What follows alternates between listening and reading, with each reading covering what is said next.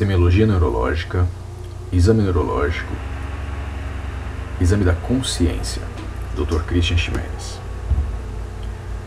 Ao examinarmos a consciência, nós devemos considerar que nós examinamos duas coisas: o nível da consciência e o conteúdo da consciência.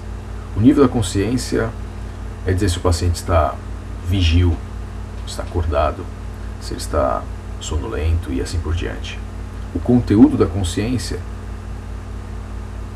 fala sobre se o paciente está orientado com relação ao tempo, espaço, pessoa, sua linguagem e assim por diante. O nível da consciência, ele, ao ser analisado, deve-se ter em mente que estruturas estão envolvidas nisso. Na figura que nós vemos aqui, a gente percebe que as principais estruturas são a substância ativadora reticular ascendente, que está no tronco cerebral, que se estende até o tálamo, aproximadamente. E essa estrutura é ela que ativa a nossa consciência, ela que liga a parte da consciência do córtex cerebral. Então, qualquer lesão ao longo dessa estrutura, isto é, tronco cerebral, tálamo, tanto nessa figura como nessa figura aqui ao lado, tronco cerebral, tálamo, pode levar a um comprometimento do nível da consciência.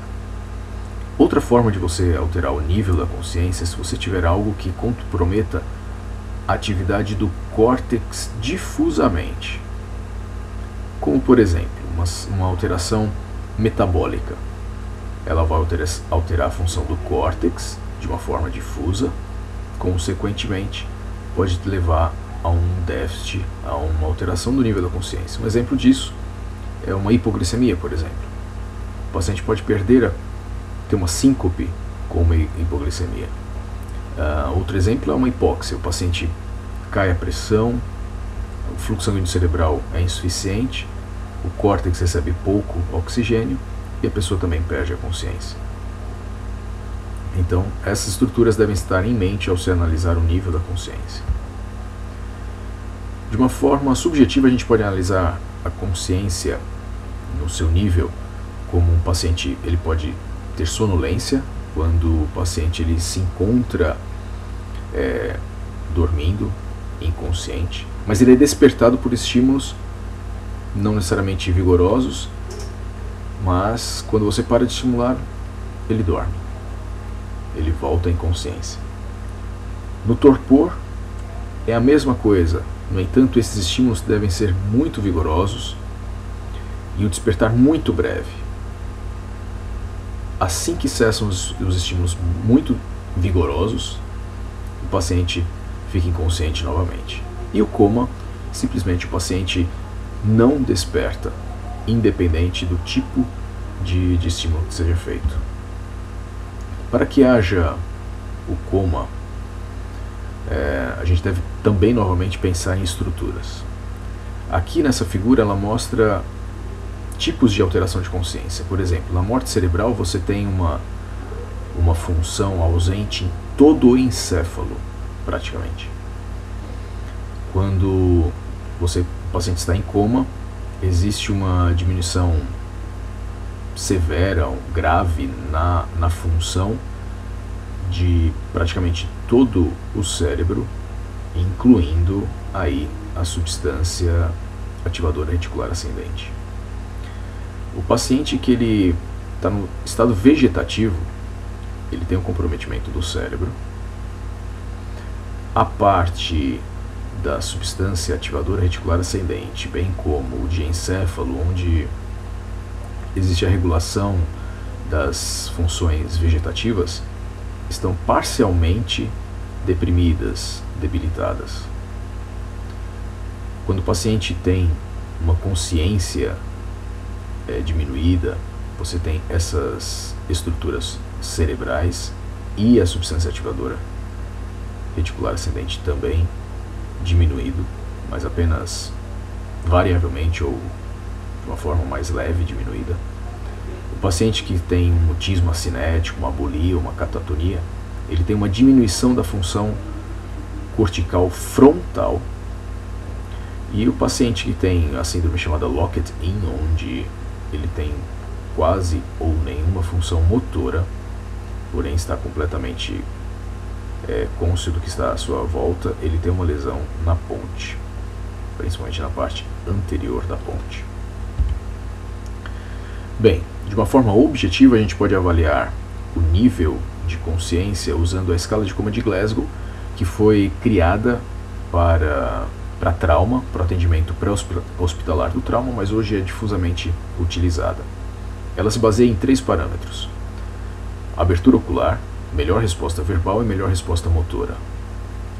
No primeiro item, abertura ocular, pontuando no máximo 4 e no mínimo 1, o paciente obtém 4 pontos se ele tiver uma abertura ocular espontânea. Se essa abertura ocular só surgir ou sob estímulos verbais, ele ganha 3 pontos, sob estímulos dolorosos 2 pontos, e se não houver abertura ocular, 1 ponto.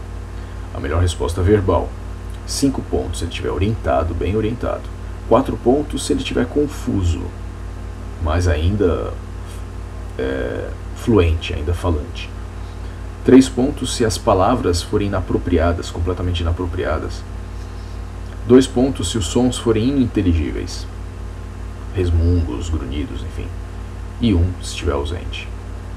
Melhor resposta motora, ele recebe 6 pontos se obedecer a comandos verbais, 5 pontos se aos estímulos dolorosos ele localizar o estímulo doloroso, tentando retirar o estímulo, 4 pontos se ele tiver uma retirada, uma movimentação inespecífica com relação à localização do estímulo doloroso, 3 pontos se ele tiver um padrão flexor ou de decorticação, que a gente vai ver já já, 2 pontos se for descerebração ou extensor e 1 ponto ausente.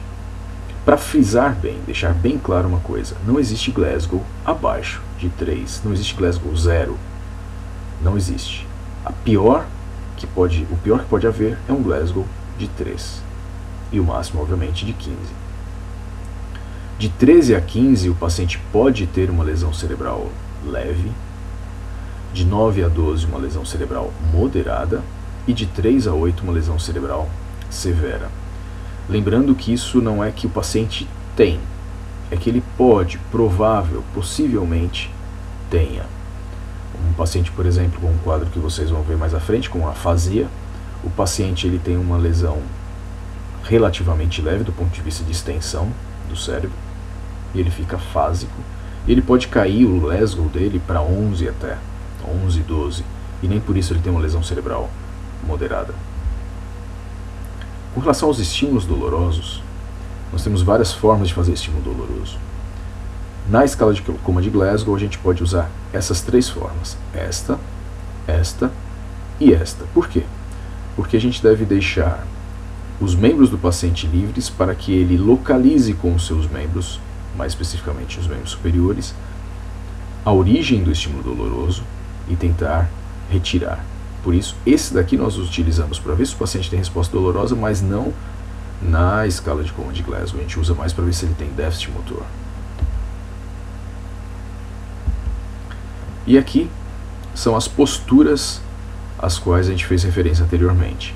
A decorticação, onde se chama padrão flexor, porque os membros superiores ficam em flexão, e a descerebração, porque os membros superiores ficam em extensão. Prestem bem atenção aqui na postura. Os membros inferiores eles ficam em extensão nas 2 situações. E aqui só um exemplo de como é feita e de que tipos de resposta você pode obter na feitura de um teste para obter o Glasgow do paciente. Falado já de nível de consciência, agora a gente vai falar do conteúdo da consciência. Avaliando então as funções mentais superiores. Avaliamos a atenção, a orientação, memória imediata, recente ou tardia, cálculo, o pensamento abstrato, o pensamento espacial, a noção espacial e a percepção visual e corporal. Usamos para isso o instrumento mais usado mundialmente para isso, de uma forma de triagem, é o que a gente chama de Mini-Mental. O nome completo é Mini-Mental State. Foi criado em 1975 e usado largamente até hoje. E ele é basicamente é composto por esses testes. Orientação temporal e espacial, onde é perguntado qual o dia da semana, dia do mês, e assim sucessivamente. No original, perguntava-se a estação do ano, mas foi substituído aqui no Brasil por hora aproximada, porque muitas regiões do Brasil não têm a distinção de variação do ano, como por exemplo aqui em Fortaleza, Ceará. Aqui só tem estação da seca e da chuva. Onde estamos, e aí local, instituição, local, por exemplo, a sala do consultório, instituição, hospital, bairro, cidade, estado. Se o paciente não souber o bairro, mas você pode perguntar um ponto de referência perto dele e isso vai ser o suficiente. Cada resposta certa recebendo um ponto. Registros, a gente pede para o paciente falar 3 palavras, ou melhor, repetir 3 palavras que você diz para ele. Você chega para o paciente e vai falar assim, ó, eu vou falar 3 palavras para o senhor ou para a senhora, e o senhor as repita logo após que eu disser. E aí você fala 3 palavras, elas não podem ter referência mnemônica entre elas, por exemplo, bola, chuteira, panela, fogão, né? Então, um exemplo aqui, por exemplo, vaso, carro, tijolo. Você fala sucessivamente as 3 palavras, pausadamente, mas sucessivamente, levando aproximadamente 1 segundo para cada palavra, e ele tem que repetir as 3 palavras, não precisa ser na ordem, e cada palavra correta ele ganha um ponto. Em seguida a esse teste, a gente faz o teste de atenção e cálculo, pedindo para o paciente diminuir 7 de 100, subtrair 7 de 100. Então a gente começa falando assim, quanto é 100 menos 7? Ele vai falar o valor, e aí 93 menos 7, ele vai falar 86, 86 menos 7, e assim sucessivamente. São 5 perguntas e 1 ponto para cada resposta correta. Caso o paciente responda errado, você corrige e pede para ele subtrair do valor correto. Caso o paciente não consiga fazer esse teste, a alternativa que vai testar apenas atenção e não cálculo é você pedir para ele soletrar a palavra mundo de trás para frente. Primeiro você pede para ele soletrar a palavra normalmente, para ver se ele sabe soletrar, e depois disso você pede para ele soletrar de trás para frente. Após esse teste, você pede para ele evocar as 3 palavras que você tinha dito antes para ele. E mais uma vez, 1 ponto para cada resposta correta. Depois, na parte de linguagem, você aponta 2 objetos conhecidos. O que a gente mais usa é caneta, com a qual você vai estar escrevendo, e relógio, e ele tem que nomear cada uma delas. Então você chega para o paciente, como é que é o nome disso? E aponta para o relógio, por exemplo. Como é que é o nome disso? Aponta para a caneta, por exemplo, e ele tem que dizer o nome de cada uma. E em seguida você peça para ele repetir, nem aqui, nem ali, nem lá. Você fala uma vez e você considera o que ele responder também na primeira vez. Depois você vai dar 3 comandos para o paciente. Você vai colocar um papel em cima da mesa, ou você pode estender o papel para ele e falar, pegue o papel com a mão direita, dobre o papel ao meio e o coloque na mesa ou sobre a mesa. E ele deve fazer as 3 coisas. Você vai falar pausadamente as 3 coisas. Ele fazendo as 3, 1 ponto para cada coisa correta. Em seguida você pega um papel, escreva, feche os olhos e diga para ele que ele deve fazer o que está escrito. Você vai mostrar para ele, ele vai ler e fazer, não só ler, mas fazer o que está escrito. Ele ganha 1 ponto se ele fizer o que está escrito. Se ele só ler, ele não ganha, ele tem que fazer o que está escrito. E depois disso você vai pedir para ele escrever uma oração, uma frase. Ela tem que fazer sentido, não pode ser copiada de nada que você tenha escrito ou que nada que esteja presente. Ele tem que criar uma frase, uma oração. E não vale aí, ele não vai perder pontos por erro de ortografia ou pontuação. Copie o desenho abaixo. É isso que você vai dizer, mostrando este desenho para o paciente. E o que importa é que cada desenho tenha 5 lados e que eles se cruzem em 2 pontos. A simetria, a beleza do desenho não importa. O que importa é que cada figura tenha 5 lados e que elas se cruzem em 2 pontos. Aqui, esse teste ele já compreende, ele já prevê que pacientes que têm uma menor escolaridade vão pontuar menos. É óbvio que o paciente analfabeto ele não vai ler, ele não vai escrever a frase, mas isso já foi pensado, tanto é que existe uma pontuação de corte. Isto é, um analfabeto, ele pode sim fazer 22, 23, 24 pontos. Isto é, ele fazendo mais que 20 pontos é normal. A gente não vai considerar que ele tem alguma deficiência, a possibilidade de uma deficiência. De 1 a 4 anos, 25 pontos, de 5 a 8 anos, 27, 9 a 11, 28, e maior que 11, 29 pontos. É como se fosse uma nota de corte aqui. Abaixo disso você considera a possibilidade de uma doença, acima disso, normal. Para complementar o Mini-Mental, você pode usar o teste de fluência verbal, onde você vai dizer para a pessoa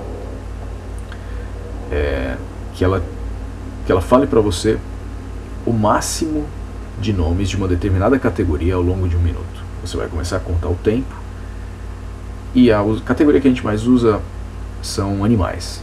Então você vai falar para o paciente: diga para mim o máximo de nome de animais que o senhor puder. Espere um momento, eu vou dizer para o senhor começar, e o senhor começa a dizer o máximo de nome de animais. Marca o tempo e que ele comece. Cão, gato, jacaré, cavalo e assim sucessivamente. Se o paciente ele tem mais do que 8 anos, ele tem que falar mais do que 13 nomes, e menos do que 8 anos, 8 anos de escolaridade, e menos do que 8 anos de escolaridade, mais do que 9 nomes. E o teste de desenho do relógio, que também é complementar aos testes anteriores, você pede para o paciente desenhar um relógio analógico e que ele marque uma hora, que você vai dizer, por exemplo, 10 horas e 10 minutos.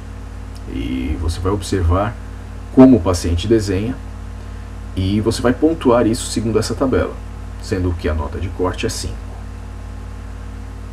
Aqui são exemplos de desenhos e exemplos de correspondência aproximada. Por exemplo, o paciente que desenhou isso, ele tinha ganho 25 no Mini-Mental. Ele que desenhou dessa forma, 21. Esse daqui é o desenho normal. Também é observado se o paciente apresenta agnosias ou apraxias. E o que são isso? O que são essas coisas? Esses conceitos. A agnosia, gnosis vem de conhecimento, é a perda da capacidade do paciente conhecer ou reconhecer o significado de certo estímulo, visual, auditivo, tátil, enfim. Por exemplo, a agnosia visual, o paciente ele não reconhece ao ver um objeto, e apenas ao ver o objeto ele não pode tocar nem ouvir. Ao ver o objeto ele não vai reconhecer aquele objeto. Então, você mostra a caneta, ele não vai saber dizer o que é aquilo. Mas se ele pegar, por exemplo, ele não tiver uma agnosia tátil, ele vai pegar e ao pegar ele vai saber.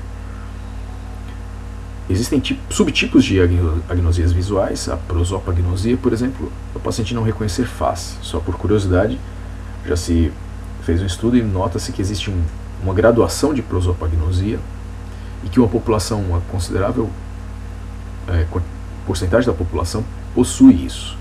Um grau relativo maior ou menor de prosopagnosia. A agnosia tátil é onde o paciente, se você pedir para ele fechar os olhos, entregar um objeto e ele palpar, ele segurar esse objeto e ele conhecer esse objeto já previamente, pelo tato, ao segurar, ao palpar, ele não vai reconhecer esse objeto. E a acústica, paciente com os olhos fechados, você vai, por exemplo, um som de chave chacoalhando, ele ouvindo aquele som, ele não consegue reconhecer o som a origem do objeto, enfim, o que é pelo som. A apraxia já se refere ao fato de que há uma situação onde o paciente ele não consegue, na ausência de déficit motor, isto é, o paciente com déficit com a sua função motora absolutamente preservada, ele não consegue fazer uma sequência de movimentos que são concatenados para um determinado objetivo. Por exemplo, eu preciso da minha praxis, da minha praxia para desenroscar a tampa de uma garrafa, para enfiar chave numa fechadura e girar, até mesmo para acenar pedindo carona, dar um tchau, mandar um beijo, enfim, todas esses movimentos que são concatenados, que são sequenciados, são coordenados com um objetivo, a gente chama isso de praxis. E a apraxia é a incapacidade disso. Na negligência ou somatotopagnosia, o paciente ele exclui uma parte do seu corpo, geralmente um lado. Então, geralmente isso é secundário a uma lesão parietal direita, e o paciente ele exclui uma parte do corpo à esquerda, no caso da somatotopagnosia. Mas ele pode negligenciar também não somente uma parte do seu corpo, mas ele pode negligenciar um lado seu. Então todo estímulo que venha da sua esquerda ele ignora, seja visual, seja auditivo, ele pode negligenciar. Então isso normalmente em lesão parietal direita, cerebral direita. A extinção é quando existe esse fenômeno apenas quando os estímulos são bilaterais. Isto é, eu faço um estímulo tátil do lado direito, ele sente. Do lado esquerdo, ele sente. Mas quando eu faço os dois ao mesmo tempo, ele extingue. Ele não sente o lado esquerdo. E isso também pode ser visual, auditivo, tátil. E aqui é mais ou menos como se justifica isso. Nós temos que o nosso hemisfério esquerdo ele está atento aos fenômenos à direita de uma forma menos intensa, ou enfim, de uma forma menos intensa. E o hemisfério direito ele é atento aos dois lados e de uma forma predominante. Pronto, a palavra que eu queria é essa, predominante. O esquerdo, a atenção não é predominante, mas a atenção no direito, além de bilateral, ela é predominante. Então, se eu tenho uma lesão à direita, eu não tenho quem observe, quem tenha atenção ao meu lado esquerdo. E mesmo ao outro lado ainda existe, mas não é predominante, é diminuída. Agora, se eu tenho uma lesão à esquerda, não existe nenhum déficit de atenção, nenhum tipo de negligência. Obviamente, se eu tenho uma lesão bilateral, eu vou ter principalmente uma negligência novamente. Essa figura mostra um estudo que foi feito. Eles pegaram vários pacientes com negligência e mapearam as suas lesões. Aqui é um paciente, aqui é outro, enfim. E eles viram a sobreposição dessas lesões e marcaram essa região como sendo a topografia da negligência. É uma região, a maior parte deles vocês veem que é parietal, né? Mas seria uma região parieto, temporal, direita, sempre direita. Isto é, hemisfério não dominante.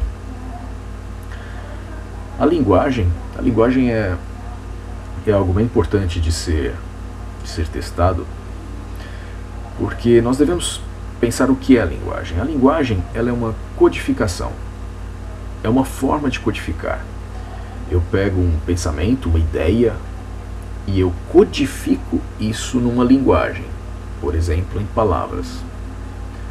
Quando eu ouço uma palavra, eu estou decodificando. Eu estou pegando um código que vem a palavra e decodifico e transformo aquilo num significado, num sentido. A afasia é quando eu tenho algum distúrbio nessa codificação ou na decodificação. A disartria não tem nada a ver com a codificação ou a decodificação. A disartria é apenas uma disfunção motora, não de codificação ou de decodificação. Aqui nós temos as áreas correspondentes. Antes de continuar aqui, eu só vou falar uma coisa. Isso aqui é uma forma simplificada de falarmos de linguagem. Estudos mais recentes mostram que é mais complexo do que isso. Mas as ideias que a gente vai transmitir agora são suficientes para a gente compreender, para a gente ter uma noção muito boa dos distúrbios de linguagem e no nível que principalmente vocês, alunos de graduação,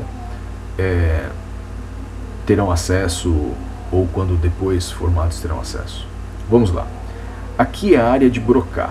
O que é a área de Broca? A área de Broca é a área onde ela codifica a ideia para linguagem. Isto é, você tem a ideia no seu cérebro, é ela que vai transformar em linguagem. A área de Wernicke é o contrário. Você ouve o código, isto é, a palavra, e transforma esta palavra num significado. Então, e aqui aqui simbolizado por essas linhas pontilhadas é o fascículo arqueado, que é a comunicação entre elas. Vou dar um exemplo para vocês. Vamos supor que você ouça algo e você tem que repetir isso que você ouviu. Então você ouviu e você, para repetir essa ideia, isso que você ouviu, tem que ir para a área de motora, para a área de Broca. Aqui é a área motora da fala, como nós chamamos, além de área de Broca, e aqui é a área sensitiva da fala, ou área de Wernicke. As afasias, elas podem ser de vários tipos. Nós classificamos as afasias respondendo a 3 perguntas. O paciente é fluente? Ele compreende? Ele repete? Pronto. Com essas 3 perguntas eu classifico em todas essas afasias. Então eu devo estar atento e vamos trabalhar então algumas das afasias, e vocês vão ver que apesar de parecer muito difícil, não é tão difícil assim. Vamos lá. Vamos partir para os conceitos básicos. Lembram do Wernicke e de Broca? Então vamos lá. Vamos ver o que é a afasia de Broca. É a afasia onde o paciente não é fluente. Lembra que a Broca ele codifica a ideia em palavras. Então ele não é fluente, ele não consegue transformar as suas ideias em palavras. Ele não é fluente. Mas ele compreende. Ele compreende porque ele tem uma lesão naquela área da codificação. A área da decodificação, que é a área de Wernicke, está preservada. Então ele compreende o que é dito. Agora, ele, por não ser fluente, ele não fala. Ou melhor dizendo, ele não repete. Então, ele tem a afasia de Broca. Lembra da outra região, a região de Wernicke, que é a de decodificar? Se ele decodifica e ele tem a área de Broca preservada no Wernicke, então ele é fluente. Mas ele entende? Não entende, porque ele não decodifica. Se ele não entende, ele também não repete, e pronto, temos aqui a afasia de Wernicke. Quando o paciente não faz nada, ele nem é fluente, nem compreende, nem repete, ele tem o que a gente chama de afasia global.